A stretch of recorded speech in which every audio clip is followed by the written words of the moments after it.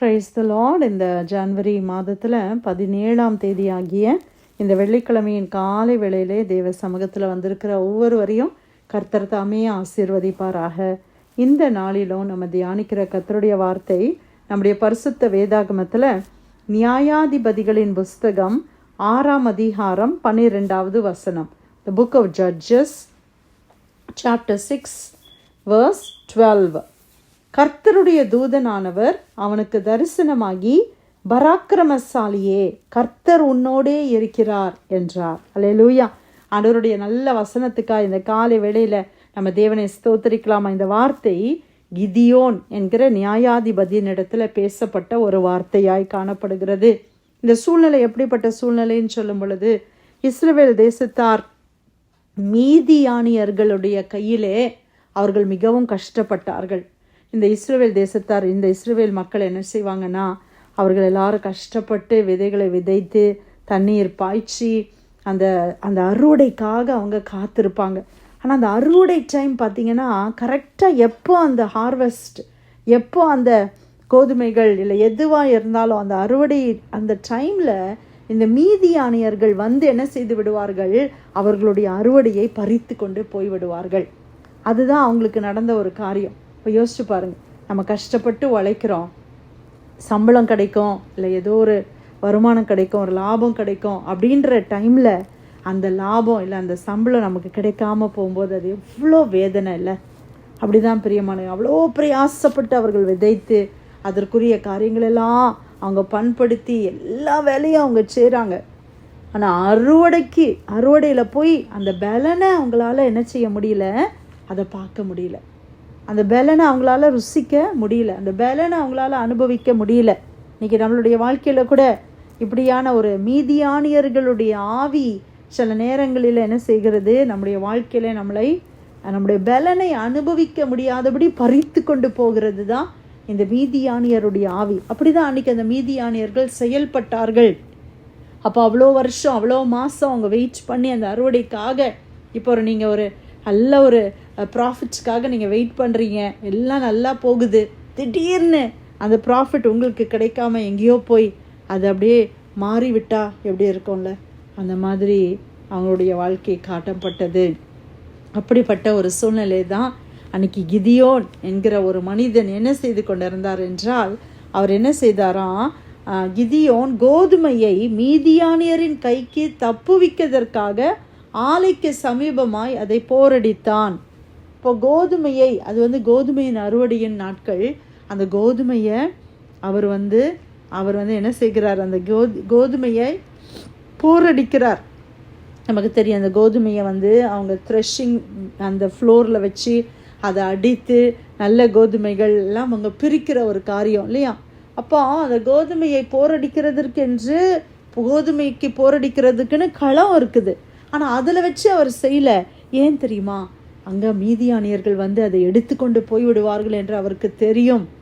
இது கோதுமையின் அறுவடையின் நாட்கள் என்பதை அவர்கள் அறிந்து, அப்போ இவங்க கோதுமையை இந்த த்ரெஷிங் ஃப்ளோர், அந்த கோதுமையின் களத்தில் வச்சு தான் போரடிப்பாங்கன்றது தெரிஞ்சபடினால அவங்க எல்லாம் அந்த மீதியானியர்கள் அவர்களை எடுத்துக்கொண்டு போவார்கள் என்று கிதியோன் அறிந்தபடினால அவர் கொஞ்சம் தந்திரமாக என்ன செய்கிறாரு, அதை வைன் ப்ரெஸ்ன்னு சொல்லும்போது ஆலை, திராட்சை தோட்டத்தில் திராட்சைகள் பழுத்து அதிலிருந்து அவர்கள் அந்த வைனை எடுக்கிற அந்த ஆலையில் வைத்து அவர் அந்த கோதுமையை போரடிக்கிறார்.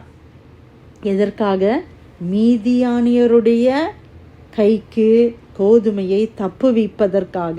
மீதியானியருக்கு பயந்து அந்த கோதுமையை எப்படியாவது நான் தப்பு பண்ணணுமே, இவ்வளோ கஷ்டப்பட்டு நாங்கள் இதை பிரயாசப்பட்டு பண்ணணும் அப்படின்னு சொல்லி அவர் மீதியானருக்கு பயந்து அதை செய்து கொண்டிருக்கிறார். அப்பொழுது கர்த்தருடைய தூதனானவர் அவனுக்கு தரிசனமாகி, பராக்கிரமசாலியே, கர்த்தர் உன்னோடே இருக்கிறார் என்றான். பாருங்க, இந்த கிதியோன் பயந்து கொண்டு இருக்கிற ஒரு சூழ்நிலை. அவர் மீதியானியருக்கு பயப்படுகிறார். மீதியானியர்கள் பண்ணுகிற காரியம் அவருக்கு பிடிக்கல. ஆனால் அவருக்கால என்ன செய்ய முடியும்? தனி மனிதனாய் நான் என்ன செய்வேன், அட்லீஸ்ட்டு என்னுடைய கோதுமையாவது நான் பாதுகாக்கிறேன் அப்படின்னு அவர் பயந்து கொண்டு தான் அதை செய்கிறார். ஆனால் வசனம் என்ன சொல்லுது, ஆண்டவர் என்ன சொல்றாரு? பராக்கிரமசாலியேன்னு அழைக்கிறார். நம்ம என்ன சொல்லி கூப்பிடுவோம் அந்த கிதியோனை? இப்படி ஒளிந்து கொண்டு இப்படி இருக்கிறியே அப்படின்னு சொல்லுவோம். ஆனால் ஆண்டவர் அவனை எப்படி பார்த்தாராம்? பராக்கிரமசாலியாக பார்த்தார். ஹல்லேலூயா. ஏன் தெரியுமா பராக்கிரமசாலியேன்னு சொல்றாரு? கர்த்தர் உன்னோடு இருக்கிறார். இன்னைக்கு நீங்களும் நானும் பராக்கிரமசாலிகள்.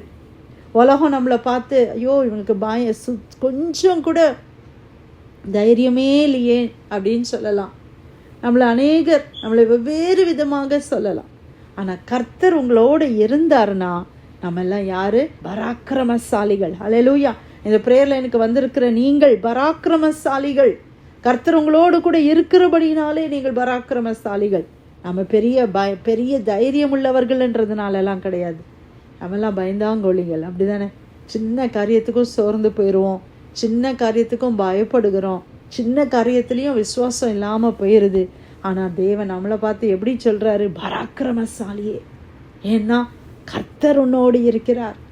இந்த உலகத்தில் யார் உங்க கூட இருக்கிறாங்களோ இல்லையோ, கர்த்தர் உங்களோடு கூட இருக்கிறபடினால் நீங்கள் பராக்கிரமசாலிகள், நீங்கள் ஐஸ்வர்யவான்கள், நீங்கள் எல்லாவற்றிலையும் சாமர்த்தியமாக இருக்கிறவர்கள், நீங்கள் புத்திசாலிகள், நீங்கள் ஞானவான்கள். ஆமாம் பிரியமானவர்களே, நம்ம எதனால ஞானவான்? ஞானம் இருக்கிறதுனால இல்லை, கர்த்தர் என்னோடு இருக்கிறதுனால. நான் ஏன் ஸ்மார்ட் தெரியுமா?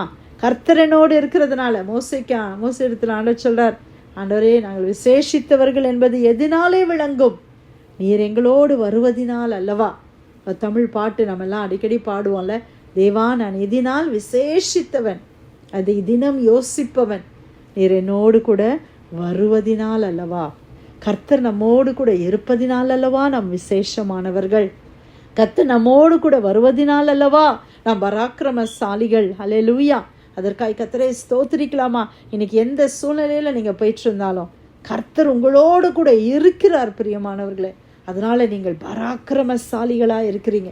எதை குறித்தும் பயப்படாதீங்க, கவலைப்படாதீங்க. எந்த மீதியானியர்கள் எந்தெந்த காரியத்துல உங்களுக்கு அறுவடையை பறித்து கொண்டு போகிற எந்த எதிராளிகளுடைய கூட்டமா இருந்தாலும் அந்த மீதியானியரை முறியடிக்க தேவன் கிதியோனை தெரிந்து கொண்டார்.